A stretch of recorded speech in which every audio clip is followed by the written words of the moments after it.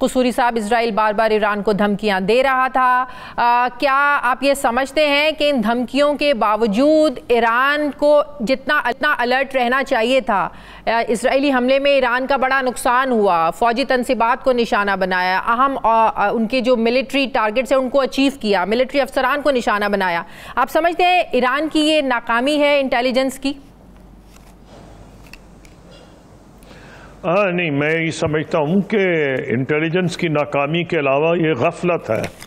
یہ جب ہر ایک کو نظر آ رہا تھا کہ اسرائیل حملہ کرے گا، جب نیو یارک ٹائم کی سٹوری آ گئی تھی کہ حملہ کرنے والا ہے، جب یہ سٹوری آ گئی تھی کہ پریزیڈنٹ ٹرمپ نے علاقے میں ایمبیسیز کو کہا کہ نان اسینشل پرسنز اس علاقے سے ہی نکل جائیں، صرف میں ایک خاص ملک کا ذکر نہیں کر رہا، تو جب یہ سب کچھ نظر آ رہا تھا، ہر ایک کو نظر آ رہا تھا، تو کیا ان کو اندازہ نہیں تھا کہ جناب جب آپ جنگ کرتے ہیں ایک ایلیمنٹ آف سرپرائز ہوتا ہے، اسرائیل نے اپنی گیم کھیلنی، ایران کی تو نہیں کھیلنی، تو افسوس سے کہنا پڑتا ہے کہ ان لوگوں کو اپنے گھروں میں نہیں بنکرز میں ہونا چاہیے تھا، اور لیکن وہ جو ہونا تھا ہو گیا۔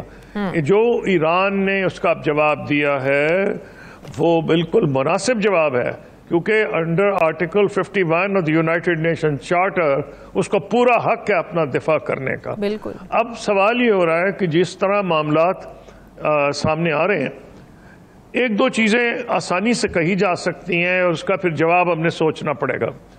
پہلی بات تو یہ ہے کہ کوئی ڈاؤٹ ہی نہیں کہ امریکہ اگر اسرائیل کے پیچھے ہو تو ان کی ملٹری مائٹ بہت زیادہ ہے۔ ٹرو۔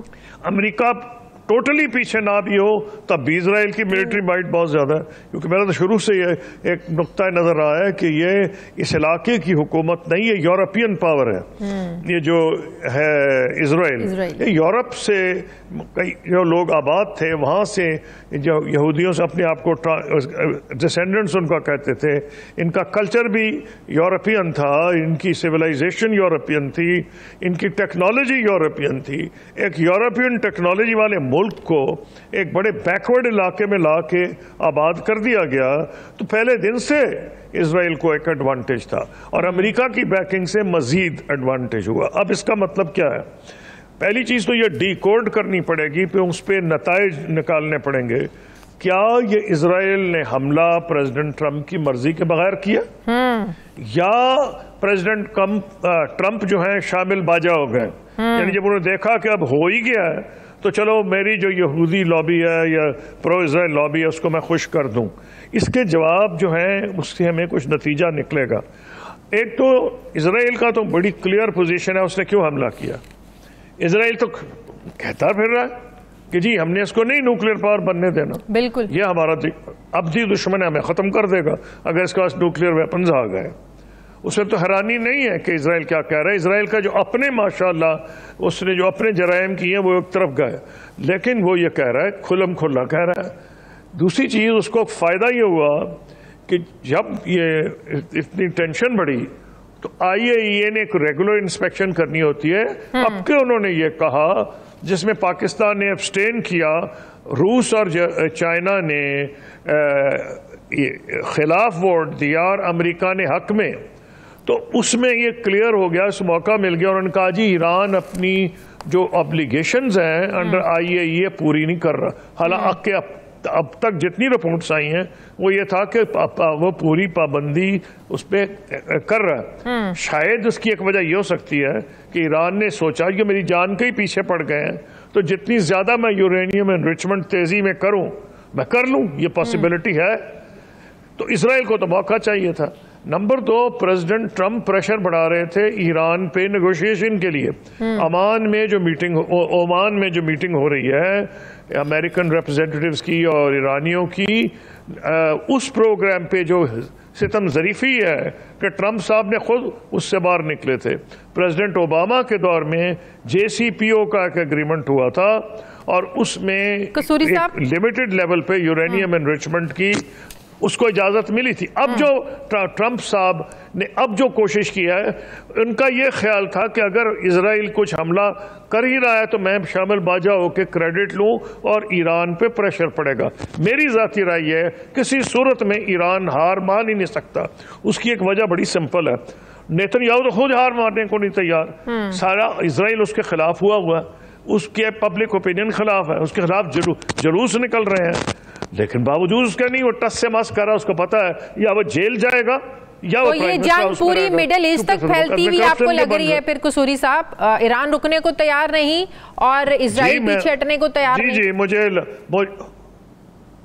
جی مجھے لگ رہی ہے، جی میں اسی لیے اس طرف آ رہا ہوں، ایران سے یہ توقع کرنا کہ جناب یہ ایک تقریر کر دیں گے، یہ تو اور کلیئر ہو گئی کہ ان کا مقصد رجیم چینج ہے، تو کیا جو ایران کی حکومت ہے، اسلامی حکومت انقلاب کے بعد جو آئی ہے، کیا اپنی ہار مان کے یہ سمجھ کے کہ جی ان کے بڑے سپیریئر ہتھیار ہیں تو اب ہم ہار مان جائیں؟ ناممکن ہے، ان کے لیے یہ ایگزسٹینشل تھریٹ ہے، ختم ہو جائے گی، رجیم ہی ختم ہو جائے گی، اور ایکچولی رجیم چینج ہو جائے گا اگر انہوں نے ہار مانی، وہ کسی صورت میں ہار نہیں مانیں گے۔ اب جو خطرہ ہے وہ یہ ہے کہ وہ اگر امریکہ واقعی اس جنگ میں شامل ہوا اور اس نے اس نوعیت کا نقصان ایران کو پہنچایا تو ایران وہ کرے گا جو ہر ملک کرتا ہے اپنے دفاع میں، وہ جنگ پھیلائے گا، وہ پہلے امریکہ کے اڈوں پہ حملہ کرے گا، پھر وہ اگر پھر بھی نہیں باز آئے تو جو اسٹریٹس آف ہرموز ہے چاہے اس کو اپنے جہاز ڈبونے پڑے اس کو بند کر دے گا۔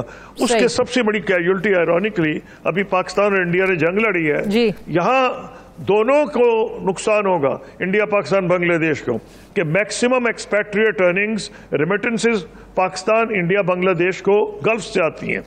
ایک تو ہمیں یہ نقصان ہوگا، نمبر دو یہ اگر وہاں انہوں نے تیل بند کر دیا تو جو ہم جیسے جو غریب ملک ہیں ہماری تباہی مزید اللہ معاف کرے میں غلطی ثابت ہوں، اگر تیل کی پرائز بڑھی تو ہر چیز کی پرائز یہاں بڑھ جاتی ہے، اس لیے ساری دنیا کا مفاد ہے۔ قصوری صاحب آج خواجہ آصف اسمبلی میں کھڑے ہو کر کہہ رہے تھے کہ ہم ایران کے ساتھ کھڑے ہیں، ہر طرح کا تحفظ دینے کو، ہر طرح سے ہم ایران کی مدد کے لیے تیار ہیں۔ ساتھ انہوں نے یہ بھی تنقید کی کہ پچھلے کچھ سالوں سے پتہ نہیں پاکستان سے اس اوریجن سے کیسے لوگ اسرائیل چلے گئے، وہ کہتے ہیں میں اس بحث میں نہیں جانا چاہتا لیکن یہاں سے اسرائیل لوگ ہیں، ہم نے تو اسرائیل کو کبھی مانا ہی نہیں۔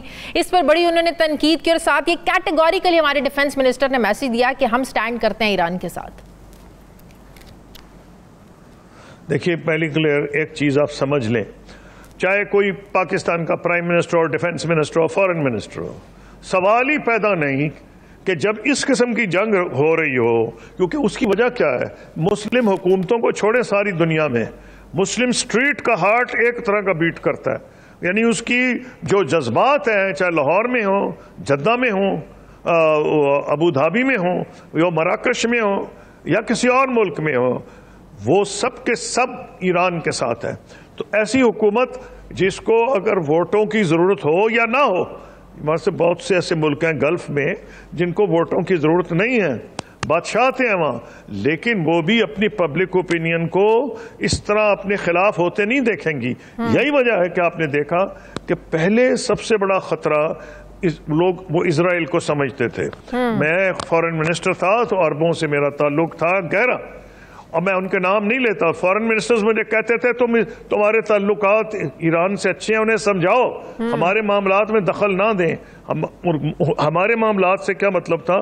بقول ان کے عرب معاملات، بقول ان کے کہ وہ دخل نہ دیں فلسطین میں، شام میں، عراق میں، وہ دخل نہ دیں، یہ تو ان کا کہنا تھا۔ لیکن ان سے بڑا خطرہ اب میں آپ کو اپنے تجزیے سے بتا رہا ہوں، اسرائیل ہو گیا ہے، کیونکہ پہلے ایک بدمست ہاتھی جو اب اسرائیل سامنے آ گیا ہے، وہ تو اگر اس کی جو ٹیکنالوجی بہت زیادہ ایڈوانسڈ ہے، اگر ایران کو خدا نہ خواستہ وہ زیادہ نقصان پہنچائے گا تو اگلی باری دوسروں کی آئے گی۔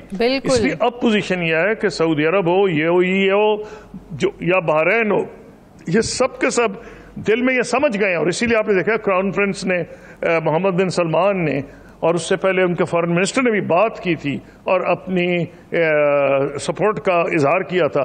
تو اب ہونا کیا چاہیے؟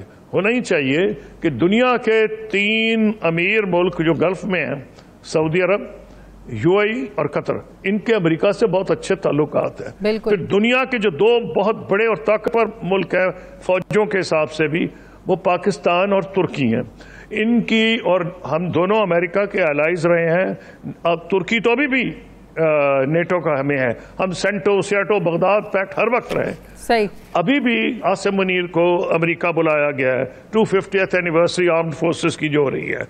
تو یہ جو ملک ہیں اور انڈونیزیا کیونکہ دنیا کا سب سے بڑا آبادی کے حساب سے ملک ہے, اگر یہ اور کچھ اور ملک مل کے کوشش کریں امریکہ اور ویسٹ کے پبلک اوپینین کو اور ان کی حکومتوں کا کہ ہماری زندگی اجیرن ہو جائے گی اور یہاں رہنا مشکل ہو جائے گا, تو میں یہ سمجھتا ہوں ڈپلومیٹکلی بہت سکوپ ہے. اور ایران اور یورپ میں آلریڈی ڈویژن ہو گئی ہے.